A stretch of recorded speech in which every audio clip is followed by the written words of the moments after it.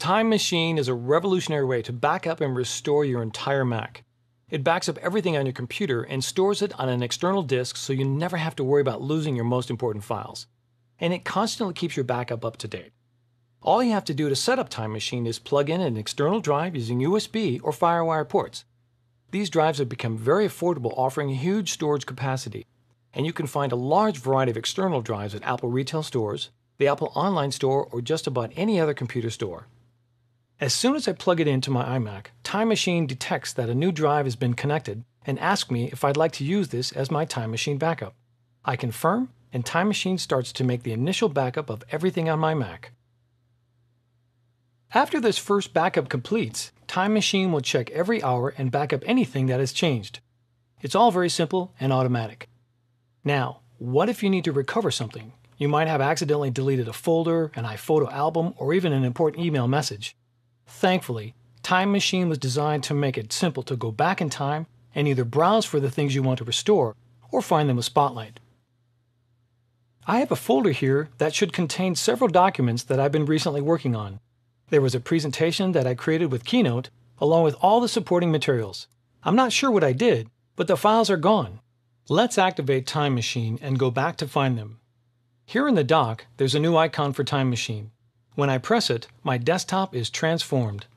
The open folder is now shown cascading back in time.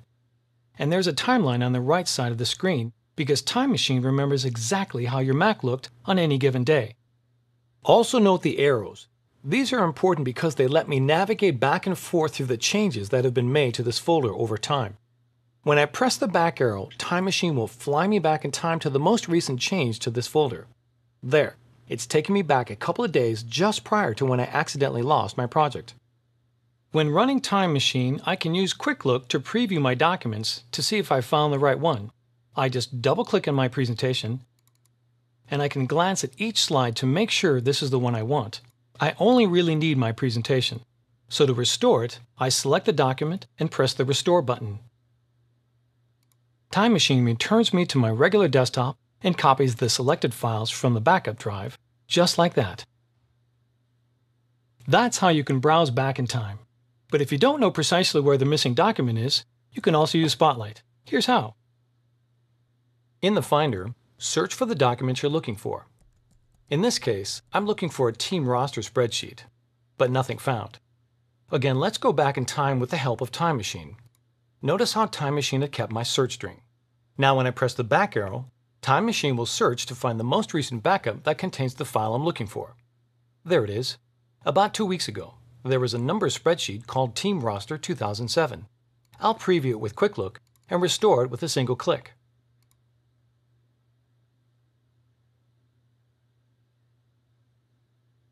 So that's Time Machine in the Finder. But Time Machine is also available directly from applications like Address Book, Mail, and iPhoto. Let's open up the new iPhoto 08. I used to have a set of photos in an event called Summer Picnic, but it's missing. No problem.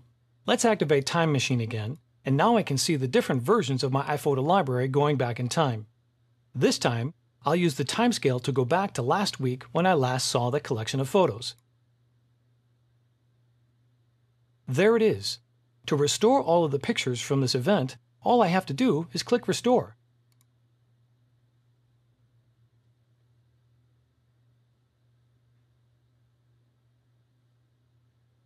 That's Time Machine. If you ever lose a file, or your whole computer, you've always got another copy to go back to. It's like having a spare for everything on your Mac.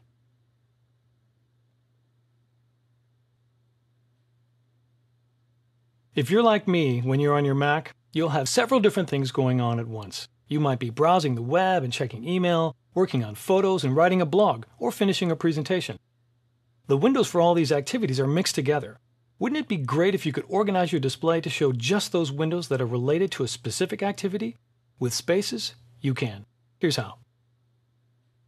First of all, you need to turn on Spaces from System Preferences. There's a preference called Expose and Spaces. Just go to Spaces, and with a click, it's enabled. Now you can decide how many distinct spaces you want. Each space will correspond to a distinct activity, and you can add or remove rows and columns using the plus and minus buttons. I'm going to set up 4 spaces. Each space is numbered, so let's start with the default space, space number 1. I'll open up Safari and Mail. This is the space that I'll dedicate to general internet and communication use. To move on to my second space, there's a couple of ways to navigate. I can just click my Spaces icon in the dock, and it shows me 4 spaces.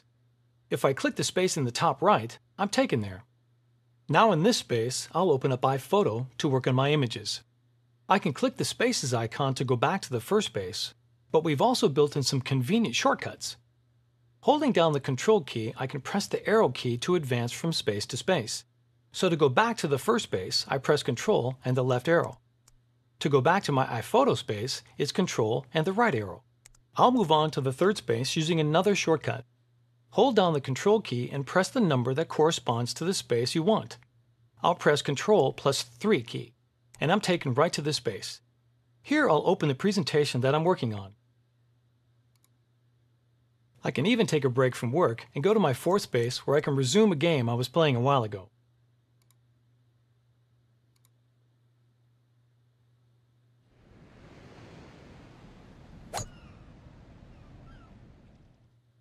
There's one last trick I'd like to show you. Let's say that you have an open window in one space and you really want it in a different one. No problem. Just click the Spaces icon in the dock, and from the bird's eye view, you can drag any window from one space to another. You can even drag an entire space to rearrange the order of your spaces. Now I've set up 4 different spaces and can quickly and easily get to any specific activity I want. That's Spaces, another great way to keep things organized on your Mac.